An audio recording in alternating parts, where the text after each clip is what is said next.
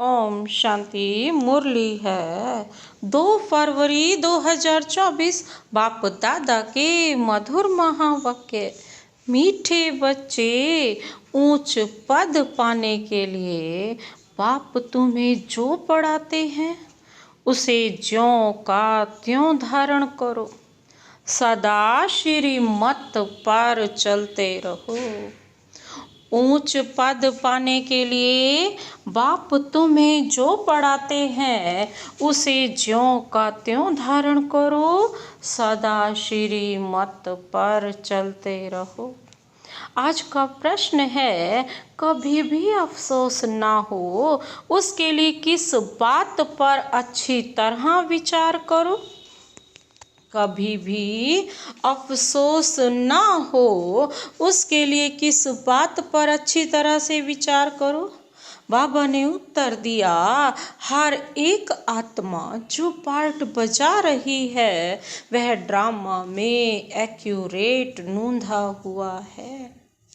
यह अनादि और अविनाशी ड्रामा है। इस बात पर विचार करो तो कभी भी अफसोस नहीं हो सकता। अफसोस उन्हें होता जो ड्रामा के आदि मध्य अंत को रियलाइज नहीं करते हैं। तुम बच्चों को इस ड्रामा को ज्यों का त्यों साक्षी होकर देखना है। इसमें रोने रूसने की कोई बात नहीं। ओम शांति। रूहानी बाप बैठ रूहानी बच्चों को समझाते हैं कि आत्मा कितनी छोटी है, बहुत छोटी है। और छोटी सी आत्मा से शरीर कितना बड़ा देखने में आता है। छोटी आत्मा अलग हो जाती है तो फिर कुछ भी नहीं देख सकती।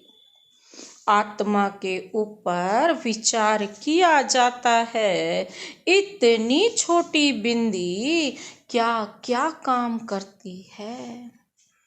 मैग्नीफाई ग्लास होते हैं, उनसे छोटे छोटे हीरों को देखा जाता है। कोई दाग आदि तो नहीं है। तो आत्मा भी कितनी छोटी है, कैसे मैग्नीफाई ग्लास है जिसमें आर पार दिखाई देता है। जिससे देखते हो रहती कहाँ है, क्या कनेक्शन है। इन आँखों से कितना बड़ा धरती आसमान देखने में आता है। बिंदी निकल जाने से कुछ नहीं रहता। जैसे बिंदी बाप वैसे बिंदी आत्मा।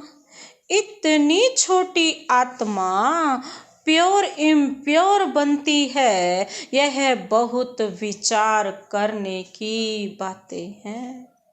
दूसरा कोई नहीं जानते आत्मा क्या है, परमात्मा क्या है। इतनी छोटी आत्मा शरीर में रह क्या क्या बनाती है, क्या क्या देखती है। उस आत्मा में सारा पार्ट भरा हुआ है 84 का।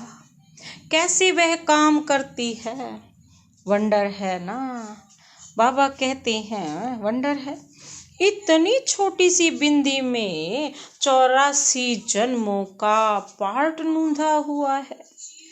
एक शरीर छोड़ दूसरा लेती है। शरीर से आत्मा निकल गई तो शरीर मर गया।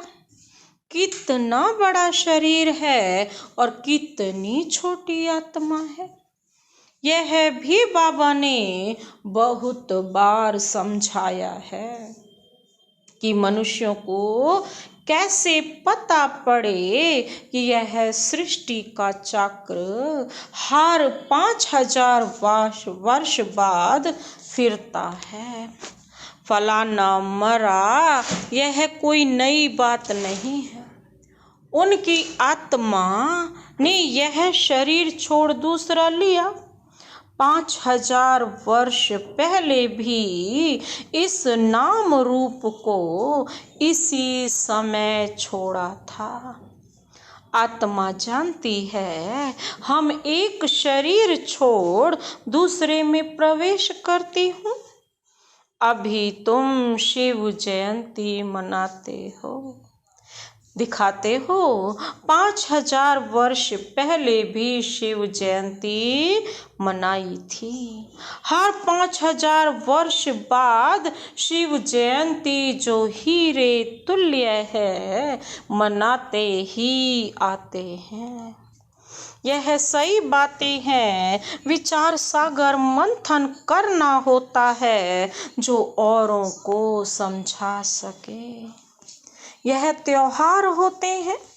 तुम कहेंगे नई बात नहीं, हिस्ट्री रिपीट होती है जो फिर 5000 वर्ष बाद जो भी पार्टधारी हैं वह अपना शरीर लेते हैं।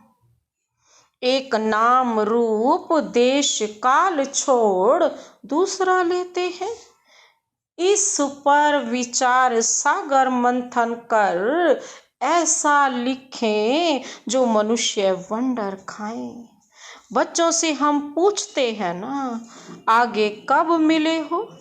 इतनी छोटी सी आत्मा से ही पूछना होता है ना, तुम इस नाम रूप में आगे कब मिले थे? आत्मा ने सुना तो बहुत कहते हैं, हाँ बाबा आपसे कल्प पहले मिले थे। सारा ड्रामा का पार्ट बुद्धि में है। वह होते हैं हद के ड्रामा के एक्टर्स और यह है बेहद का ड्रामा। यह ड्रामा बड़ा एक्यूरेट है, इसमें जरा भी फर्क नहीं पड़ सकता। वह बाइस्कोप होते हैं हद के, मशीन पर चलते हैं। 2-4 रोल भी हो सकते हैं जो फिरते हैं। यह तो अनादि अविनाशी एक ही बेहद का ड्रामा है। इसमें इतनी छोटी आत्मा एक पार्ट बजाए फिर दूसरा बजाती है। 84 जन्मों का कितना बड़ा फिल्म रोल होगा। यह कुदरत है। कोई की बुद्धि में बैठेगा है तो रिकॉर्ड मिसल बड़ा वंडरफुल है। 84 लाख तो हो न सके। 84 का ही चक्र है, इनकी पहचान कैसे दी जाए? अखबार वालों को भी समझाओ तो डालेंगे। मैगजीन में भी घड़ी घड़ी डाल सकते हैं। हम इस संगम के समय की ही बातें करते हैं। सतयुग में तो यह बातें होंगी नहीं, न कलयुग में होंगी। जानवर आदि जो भी कुछ है सब के लिए कहेंगे, फिर 5000 वर्ष के बाद देखेंगे। फर्क नहीं पड़ सकता। ड्रामा में सारी नूंद है। सतयुग में जानवर भी बहुत खूबसूरत होंगे। यह सारी वर्ल्ड की हिस्ट्री ज्योग्राफी रिपीट होगी। जैसे ड्रामा की शूटिंग होती है, मक्खी उड़ी वह भी निकल गई तो फिर रिपीट होगी 5000 वर्ष के बाद। जो सीन खुला, जो जैसे गया, वो 5000 वर्ष के बाद रिपीट होगा। अब हम इन छोटी छोटी बातों का ख्याल तो नहीं करेंगे। पहले तो बाप खुद कहते हैं, हम कलप संगम युगे इस भाग्यशाली रथ पर आता हूँ। आत्मा ने कहा, कैसे इसमें आते हैं? इतनी छोटी बिंदी है। उनको फिर ज्ञान का सागर कहते हैं। यह बातें तुम बच्चों में भी जो समझू हैं वह समझ सकते हैं। हर 5000 वर्ष के बाद मैं आता हूँ। कितनी यह वैल्यूएबल पढ़ाई है। बाप के पास ही एक्यूरेट नॉलेज है जो बच्चों को देते हैं। तुम्हारे से कोई पूछे तुम झट कहेंगे सतयुग की आयु 1250 वर्ष की है। एक एक जन्म की आयु 150 वर्ष होती है। कितना पार्ट बचता है। बुद्धि में सारा चक्र फिरता है। हम 84 जन्म लेते हैं। सारी सृष्टि ऐसे चक्र में फिरती रहती है। यह अनादि अविनाशी बना बनाया ड्रामा है। इसमें नई एडिशन हो नहीं सकती। गायन भी है, चिंता ताकि कीजिए जो अनहोनी होए। जो कुछ होता है ड्रामा में नूंद है। बाबा कहते हैं साक्षी होकर देखना पड़ता है। उस नाटक में कोई ऐसा पार्ट होता है तो जो कमजोर दिल वाले होते हैं वो रोने लग पड़ते हैं। है तो नाटक ना, यह रियल है। इसमें हम आत्मा अपना पार्ट बजाती हैं। ड्रामा कभी बंद नहीं होता है। इसमें रोने रूसने की कोई बात नहीं। कोई भी नई बात थोड़े ही है। अफसोस उनको होता है जो ड्रामा के आदि मध्यांत को रियलाइज नहीं करते। यह भी तुम जानते हो इस समय जो हम इस ज्ञान से पद पाते हैं चक्र लगाकर फिर वही बनेंगे। यह बड़ी आश्चर्यवत विचार सागर मंथन करने की बातें हैं। कोई भी मनुष्य इन बातों को नहीं जानते हैं, नहीं जानते। ऋषि मुनि भी कहते थे हम रचता और रचना को नहीं जानते हैं। उनको क्या पता कि रचता इतनी छोटी बिंदी है। वही नई सृष्टि कहाँ रचता है। तुम बच्चों को पढ़ाते हैं, ज्ञान का सागर है। यह बातें तुम बच्चे ही समझाते हो। तुम थोड़े ही कहेंगे हम नहीं जानते हैं। तुमको बाप इस समय सब समझाते हैं। तुमको कोई भी बात में अफसोस करने की जरूरत नहीं। सदैव हर्षित रहना है। उस ड्रामा की फिल्म चलते चलते घिस जाएगी, पुरानी हो जाएगी, फिर बदली करेंगे, पुरानी को खलास भी कर देते हैं। यह है तो बेदाग का अविनाशी ड्रामा है। ये नहीं बदलता।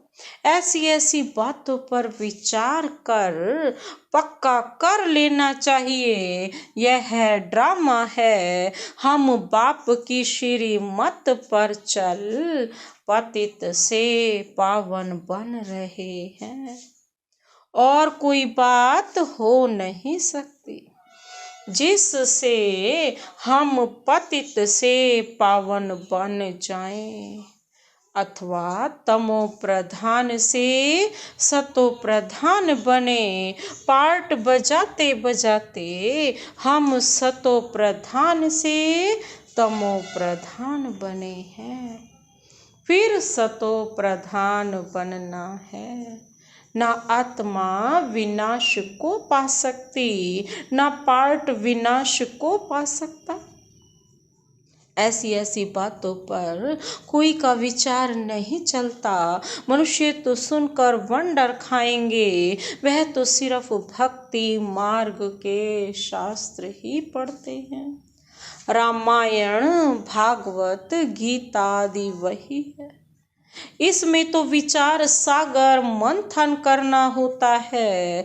बेहद का बाप जो समझाते हैं उसको ज्यों का त्यों हम धारण कर लें तो अच्छा ही पद पा लें। सब एक जैसी धारणा नहीं कर सकते हैं, कोई तो बहुत महीनता से समझाते हैं। आजकल जेल में भी भाषण करने जाते हैं, वेश्याओं के पास भी जाते हैं, गूंगे बहरों के पास भी बच्चे जाते होंगे, क्योंकि उनका भी हक है, इशारे से समझ सकते हैं। आत्मा समझने वाली तो अंदर है ना। चित्र सामने रख दो, पढ़ तो सकेंगे ना। बुद्धि तो आत्मा में है ना। भल अंधे लूले लंगड़े हैं, परंतु कोई ना कोई प्रकार से समझ सकते हैं। अंधों के कान तो हैं। तुम्हारी सीढ़ी का चित्र तो बहुत अच्छा है। यह नॉलेज कोई को भी समझाकर स्वर्ग में जाने लायक बना सकते हो। आत्मा बाप से वर्षा ले सकती है, स्वर्ग में जा सकती है।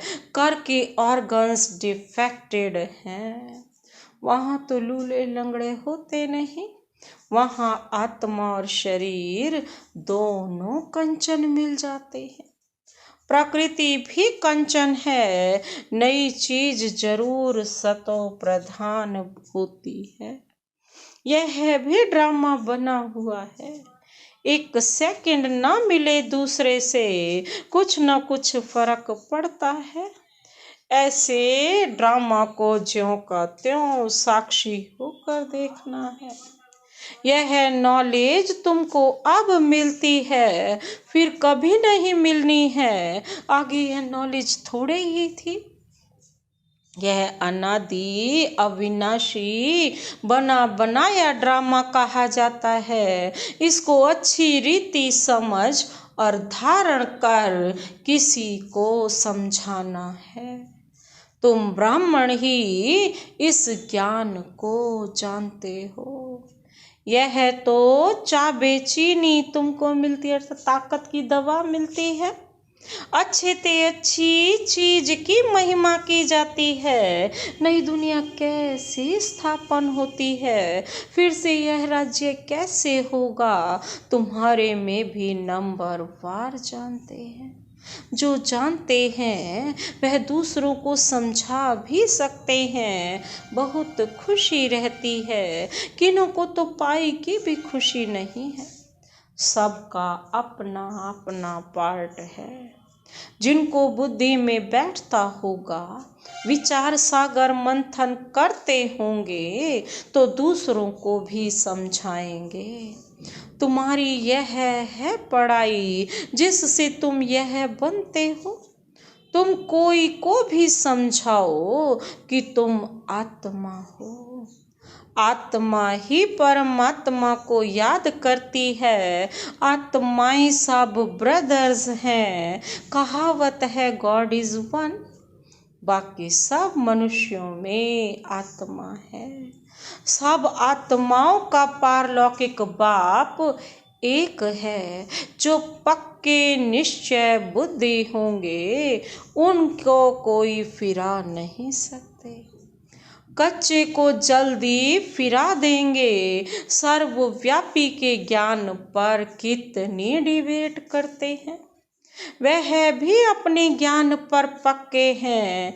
हो सकता है हमारे इस ज्ञान का ना हो। उनको देवता धर्म का कैसे कह सकते। आदि सनातन देवी देवता धर्म तो प्राय लोप है। तुम बच्चों को मालूम है हमारा ही आदि सनातन धर्म पवित्र प्रवृत्ति वाला था। अब तो अपवित्र हो गया है। जो पहले पूज्य थे वही पुजारी बन पड़े हैं। बहुत पॉइंट्स कंठ होंगी तो समझाते रहेंगे। बाप तुमको समझाते हैं, तुम फिर औरों को समझाओ कि यह सृष्टि चक्र कैसे फिरता है। सिवाय तुम्हारे और कोई नहीं जानते, तुम्हारे में भी नंबरवार है। बाबा को भी घड़ी घड़ी पॉइंट्स रिपीट करनी पड़ती हैं, क्योंकि नए नए आते हैं। शुरू में कैसे स्थापना हुई तुम्हारे से पूछेंगे, फिर तुमको भी रिपीट करना पड़ेगा। तुम बहुत बिजी रहेंगे। चित्रों पर भी तुम समझा सकते हो, परंतु ज्ञान की धारणा सबको एक रस तो नहीं हो सकती है। इसमें ज्ञान चाहिए, याद चाहिए, धारणा बड़ी अच्छी चाहिए। सतो प्रधान बनने के लिए बाप को याद जरूर करना है। कई बच्चे तो अपने धंधे में फंसे रहते हैं, कुछ भी पुरुषार्थ ही नहीं करते। यह भी ड्रामा में नूंद है। कल्प पहले जिन्होंने जितना पुरुषार्थ किया है उतना ही करेंगे। पिछाड़ी में तुमको एकदम भाई भाई होकर रहना है। नंगे आए हैं, नांगे जाना है, बिना अंग के ही जाना है। ऐसा ना हो पिछाड़ी में कोई याद आ जाए। अभी तो कोई वापिस जा ना सके। जब तक विनाश ना हो स्वर्ग में कैसे जा सकेंगे। जरूर या तो सूक्ष्म वतन में जाएंगे या यहाँ ही जन्म लेंगे। बाकी जो कमी रही होगी उसका पुरुषार्थ करेंगे। वह भी बड़े हों तब समझ सकें। यह भी ड्रामा में सारी नूंद है। तुम्हारी एक रस अवस्था तो पिछाड़ी में ही होगी। ऐसे नहीं लिखने से सब याद हो सकता है। डॉक्टर वकील लोग बहुत किताबें रखते हैं, स्टडी करते रहते हैं। वह मनुष्य के वकील बनते हैं। तुम आत्माएं आत्माओं के वकील बनती हो। आत्माएं आत्माओं को पढ़ाती हैं। वह है जिस्मानी पढ़ाई और यह है रूहानी पढ़ाई। इस रूहानी पढ़ाई से फिर 21 जन्म कभी भूल चूक नहीं होगी। माया के राज्य में बहुत भूल चूक होती रहती है, जिस कारण से सहन करना पड़ता है। जो पूरा नहीं पड़ेंगे, कर्मातीत अवस्था को नहीं पाएंगे तो सहन करना ही पड़ेगा। फिर पद भी कम हो जाएगा। विचार सागर मंथन कर औरों को सुनाते रहेंगे, तब चिंतन चलेगा। बच्चे जानते हैं कल्प पहले भी ऐसे बाप आया था, जिसकी शिव जयंती मनाई जाती है। लड़ाई आदि की तो कोई बात नहीं। वह सब है शास्त्रों की बातें। यह पढ़ाई है। आमदनी में खुशी होती है। जिनको लाख होते हैं उनको जास्ती खुशी होती है। कोई लखपति भी होते हैं और कोई कखपति भी होते हैं। अर्थात थोड़े पैसे वाले भी होते हैं। तो जिसके पास जितने ज्ञान रतन होंगे उतनी ही खुशी भी होगी। उतनी खुशी होगी ना। अच्छा, मीठे मीठे सिक्के लदे बच्चों प्रति माता पिता बाप दादा का याद प्यार और गुड मॉर्निंग। रूहानी बाप की रूहानी बच्चों को नमस्ते। हम रूहानी बच्चों की रूहानी बाप दादा को नमस्ते नमस्ते नमस्ते। Good morning. शुक्रिया बाबा, शुक्रिया। धारणा के लिए मुख्य सार है।